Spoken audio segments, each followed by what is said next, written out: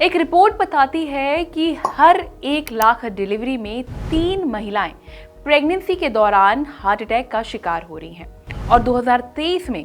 भारत में 1 लाख में 88 महिलाओं की मौत सिर्फ प्रेगनेंसी और डिलीवरी से जुड़ी वजहों से हुई। ये आंकड़े चौंकाने वाले हैं क्योंकि एक समय तक माना जाता था कि प्रेगनेंसी के दौरान महिलाओं को हार्ट अटैक नहीं होता, लेकिन अब मेडिकल डेटा कुछ और ही कहानी बता रहा है। एक्सपर्ट्स के मुताबिक आज हर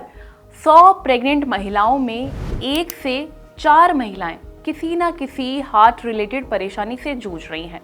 सबसे बड़ी चिंता ये है कि प्रेगनेंसी में होने वाले हार्ट प्रॉब्लम सिर्फ मां के लिए ही नहीं बल्कि गर्भ में पल रहे बच्चे के लिए भी खतरनाक हो सकता है। कैसे?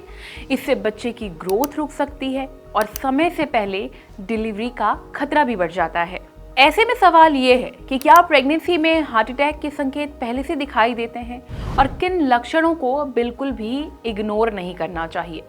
इस पर thehealthsite.com ने बात करी गायनेकोलॉजिस्ट डॉक्टर राहुल मनचंदा से, जिन्होंने बताया कि एक्चुअली ये फैक्ट है, अगर है तो इसमें क्या प्रिकॉशंस लेने चाहिए, क्या सिम्टम्स हैं जो अवॉइड नहीं करने चाहिए। 35 से उम्र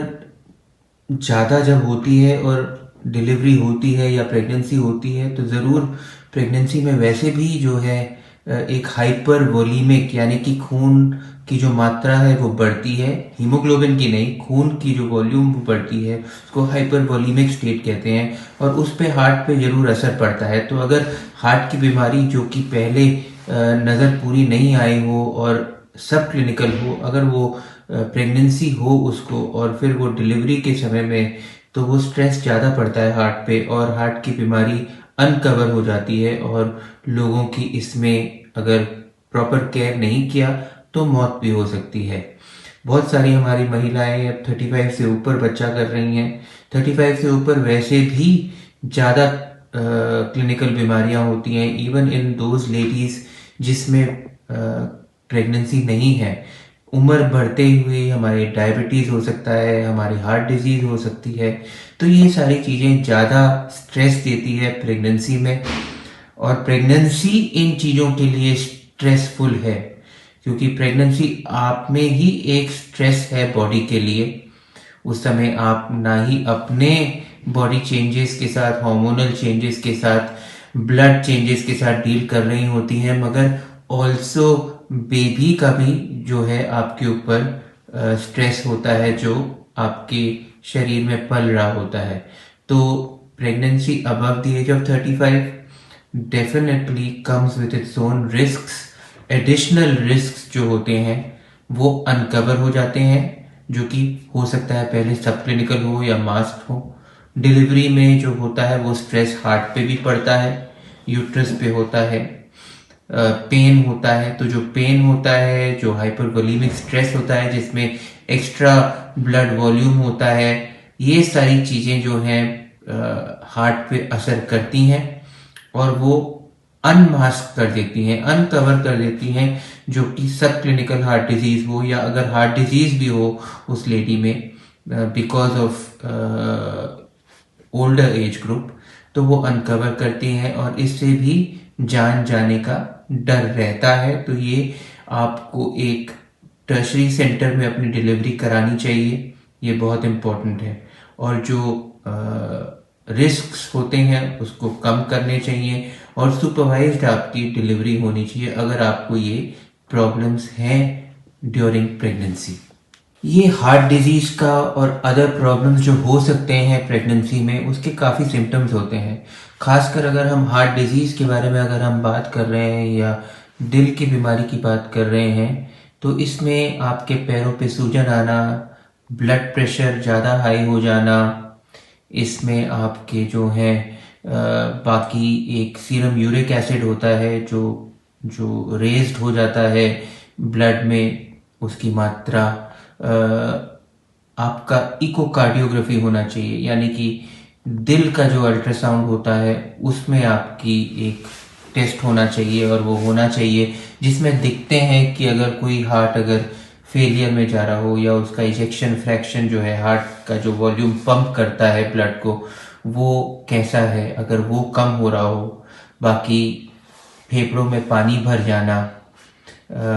शॉर्टनेस ऑफ ब्रेथ यानी कि सांस लेने में दिक्कत, ये सारी चीज़ें हो सकती हैं। और अगर आपकी हो रही हो, वेट गेन करना, पूरी बॉडी पे स्वेलिंग आ जाना, जो है अंगूठे की जो रिंग होती है, वो जो हम लोग रिंग पहनते हैं, वो जो है टाइट हो जाता है, रिंग टाइट हो जाती है फिंगर पे, या कपड़े हमारे टाइट हो जाते हैं, तो ये सब इंडिकेशंस होते हैं डॉक्टर के लिए कि आपका जो है ब्लड प्रेशर बढ़ रहा है या आपको हार्ट की डिजीज़ हो सकती है। ये प्रेगनेंसी में एक्सेंचुएट हो जाती हैं, तो इसका हमें मॉनिटर करना बहुत इम्पोर्टेंट है और फिर इसका इलाज प्रॉपर डॉक्टर से और फिजिशियन से कराने की ज़रूरत होती है। कार्डियोलॉजिस्ट को भी हमें इसमें और जनरल फिजिशियन को इन्वॉल्व करने की ज़रूरत पड़ती है ड्यूरिंग द प्रेगनेंसी।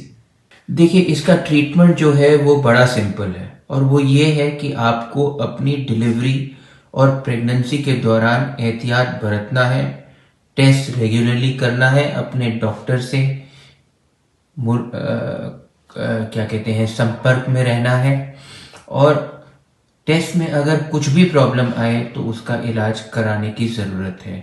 ये आपकी जो डिलीवरी है वो डॉक्टर के संपर्क में और निगरानी में ही होनी चाहिए और टर्शरी केयर सेंटर में होनी चाहिए, क्योंकि यहाँ आपको हार्ट के डॉक्टर भी मिलेंगे। आपको अगर और कोई एलाइड स्पेशलिटी की ज़रूरत होती है इस ट्रीटमेंट में तो वो भी आपको मिलेगी, और वो आपका ट्रीटमेंट ठीक तरीके से दवाइयों से या कुछ प्रोसीजर्स से, डिपेंडिंग ऑन क्या आपको ज़रूरत है, चाहे सपोर्टिव मेजर्स हो, आपकी जो डिलीवरी होनी चाहिए इस दौरान में या इस स्थिति में इंस्टीट्यूशनल डिलीवरी होनी चाहिए। एक आपकी जो है स्पेशलिस्ट गायनेकोलॉजिस्ट उस टीम में रहेगी, एक आपका कार्डियोलॉजिस्ट उस टीम में रहेगा, इंटेंसिविस्ट की अगर ज़रूरत होगी तो वो भी उस टीम में रहेंगे, जिससे आपको जो है ये सेफली आप बेबी और प्रेगनेंसी को डिलीवर कर सकते हैं। और उसके बाद ऑफ कोर्स बच्चे को देखने के लिए जो पीडियाट्रिशियंस होते हैं वो भी ज़रूरी है और वो प्रेजेंट होने चाहिए डिलीवरी के दौरान भी। आई होप डॉक्टर की बताई हुई जानकारी आपको पसंद आई होगी। इस वीडियो को लेकर आपकी क्या राय है, कमेंट करके जरूर बताएं और हेल्थ से जुड़ी इस तरह की और भी वीडियोस के लिए लाइक एंड सब्सक्राइब करें thehealthsite.com।